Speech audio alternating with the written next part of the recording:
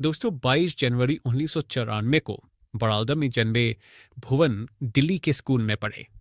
उनका मन पढ़ाई में कम और फिल्मी डायलॉग्स में ज्यादा लगता था। वो डुडलिंग भी बहुत अच्छी कर लेते थे। बचपन में उनकी माँ ने उनको क्लासिकल म्यूजिक की क्लास जबरदस्ती ज्वाइन करवाई, जहां शुरू में तो भुवन को बिल्कुल मजा नहीं आ रहा था, मगर जब उन्हें यह समझ आया कि शास्त्रीय संगीत ही हर तरह के संगीत की नींव है, तो वो उसे अपना पूरा ध्यान दिलाकर सीखने और समझने लगे।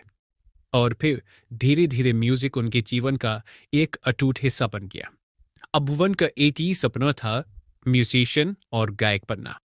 लेकिन फिर माँ की जिद के चलते उन्होंने बीकॉम में एडमिशन ले लिया और 18 साल की उम्र में पढ़ाई के साथ साथ अब वो दिल्ली के एक रेस्टोरेंट में गाना परफॉर्म करने लगे, जहां उनकी सैलरी थी सिर्फ 3,000 रुपये पर मंथ। उसी दौरान एक दिन किसी न्यूज चैनल पर कश्मीर में आई बाढ़ की खबर चल रही थी, जहां पर एक न्यूज रिपोर्टर एक माँ जिसका बच्चा बाढ़ में बह गया था उससे सवाल कर रहा था कि बच्चे को बाढ़ ने खोकर आपको कैसा लग रहा है। इस सवाल ने भुवन को जैसे झकझोर कर रख दिया। उन्होंने तब अपने नए खरीदे हुए स्मार्टफोन से इसी सवाल पर तंज कसती 15 सेकेंड की एक वीडियो बनाई और फेसबुक पर अपलोड कर दी, जिस पर आए तो केवल 15 व्यूज, मगर उन्हें कौन रोक पाया। उन्होंने एक नया फेसबुक पेज बनाया, बीबी की वाइन्स नाम से, जिसमें उन्होंने भर भर कर डबल मीनिंग वीडियो से लेकर कॉमेडी वीडियो बना बना कर अपलोड कर डाले। और 8 महीनों में उनकी फैंस फॉलोइंग 8 लाख हो गई। तभी दोस्त के कहने पर उन्होंने यूट्यूब ज्वाइन किया और फिर डिजिटल दुनिया में छा गए। दोस्तों 2020 में भुवन फोर्ब्स मैगजीन के अंदर 30 डिजिटल कंटेंट क्रिएटर की लिस्ट में शामिल थे। 2019 में प्लस माइनस नाम की एक शॉर्ट फिल्म का कंटेंट लिखने पर उन्हें फिल्म फेयर अवार्ड भी मिला था। और 2016 से 2022 तक MTV और TVF के साथ उन्होंने ढेरों प्रोजेक्ट्स किए हैं। और तो और वो अब गाना गाने के अपने सपने को भी पूरा कर रहे हैं। जबकि एक समय था जब भुवन ने न जाने कितनी म्यूजिक कंपनीज को अप्रोच किया, पर वो हर जगह से रिजेक्ट हुए। यहाँ तक कि उन्होंने अपने बुरे दिनों में डोमिनोज में डिलीवरी बॉय की जॉब के लिए भी अप्लाई किया था, तो वहां से भी वो रिजेक्ट हुए।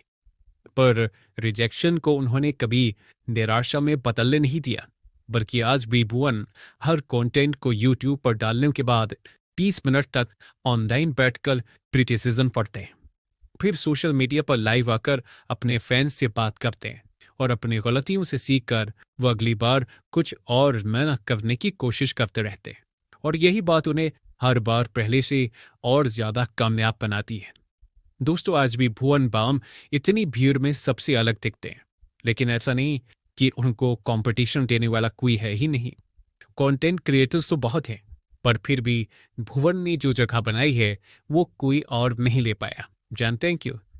क्योंकि भुवन में जज्बा है कुछ अलग कर दिखाने का। उन्होंने भीड़ से अलग दिखने के लिए पहले भीड़ के बीच में होना चुना। कंटेंट क्रिएशन के लिए उन्होंने अंग्रेजी के बजाय चुनी अपनी हिंदी भाषा और उसमें लगाया दिल्ली स्पेशल स्लैंग का तड़का। जहां बाकी लोग किसी का मजाक बनाना ह्यूमर मानते हैं, वहीं भुवन कुछ इस तरह की स्क्रिप्ट लिखते हैं कि आखिरी में कुछ न कुछ सबक सीखने को मिलता है। उनकी टारगेटेड ऑडियंस है कॉलेज जाने वाले यूथ और मिडिल क्लास फैमिलीज। उनकी वीडियोस हमारी ही रोजमर्रा की समस्याओं पर बने होते हैं, जिसमें एक तरह का शिकायत होता है। अगर आप उन्हें देखते हैं तो आपको जरूर पता होगा कि भुवन ने अपनी स्क्रिप्ट में जो 19 कैरेक्टर्स दिखाए हैं, जिन्हें देखने पर लगता है कि अरे यार ये तो मेरे इधर और आस पड़ोस की बात हो रही है। दरअसल वो कैरेक्टर करते तो अकेले भुवन ही है, लेकिन रियल लाइफ में वो कैरेक्टर्स काल्पनिक नहीं बल्कि भुवन के परिवार वाले ही हैं। खासकर टीटू मामा का कैरेक्टर। इसी टीटू के नाम पर उन्होंने एक शो भी शुरू किया, टीटू टॉक्स, जिसमें उन्होंने कई बॉलीवुड और हॉलीवुड स्टार्स का इंटरव्यू भी लिया, जिसमें सबसे ज्यादा व्यू वाला इंटरव्यू बना उनका जॉनी सीन्स के साथ वाला वीडियो। ये वीडियो इस बात का सबूत है कि भुवन एक्सपेरिमेंट करने से कभी भी नहीं कहते। दोस्तों भुवन से जो एक सबसे इंपॉर्टेंट बात सीखने को मिलती है वो ये है कि वो अपने दुख को अपने काम पर हावी नहीं होने देना है।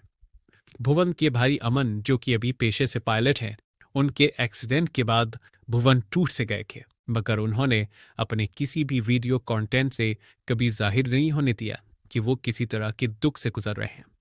इसके बाद 2020 में कोविड के तहर में भुवन ने अपने माता पिता दोनों को खो दिया, जो कि उनका सबसे बड़ा सपोर्ट सिस्टम थे। पर फिर भी भुवन डटे रहे पर हंसाते रहे हम सबको। ऐसे ही भुवन की एक और बात उन्हें सबसे अलग बनाती है, और वो ये है कि वो ब्रांड एंडोर्समेंट के नाम पर कुछ भी ऐसा कंटेंट नहीं बनाते जो कि स्क्रिप्ट को सूट ना करे। उनकी चुने हुए ब्रांड उनकी स्क्रिप्ट में आसानी से फिट बैठने वाले होते हैं। जैसे कॉन्डोम वाली ब्रांड को प्रमोट करना भी अनप्रोटेक्टेड सेक्स और सेक्सुअल अवेयरनेस का हिस्सा था। लेंसकार्ट का प्रमोशन वो अपनी स्क्रिप्ट कैरेक्टर को लेंसकार्ट के ग्लासेस पहनाकर करते हैं, यानी कि उनकी वीडियो में कोई भी ब्रांड की एंडोर्समेंट जबरदस्ती थोपी हुई नहीं लगती।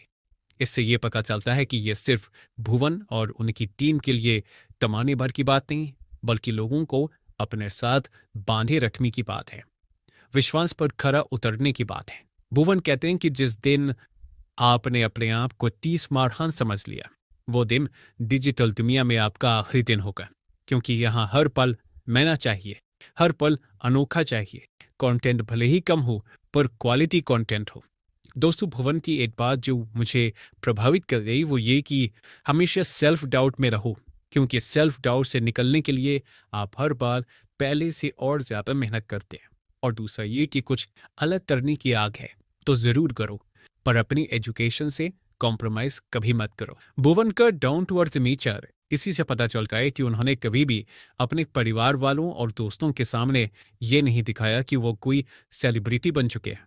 यहाँ तक कि एक बार जब भुवन के पिता ने उनको साथ में शॉपिंग चलने को कहा, तो पहले तो भुवन ने कहा कि उनकी वजह से भी भीड़ इकट्ठी हो जाती है और ट्रैफिक जाम हो जाता है, जिस पर उनके पिता को बिल्कुल भरोसा नहीं हुआ और जिद के आगे मजबूर होकर भुवन चले तो गए शॉपिंग पर, मगर उनके मार्केट पहुंचने पर उन्हें देखने के लिए सच में इतनी भीड़ इकट्ठी हो गई कि पुलिस को बुलाना पड़ा ट्रैफिक संभालने और भीड़ हटाने के लिए।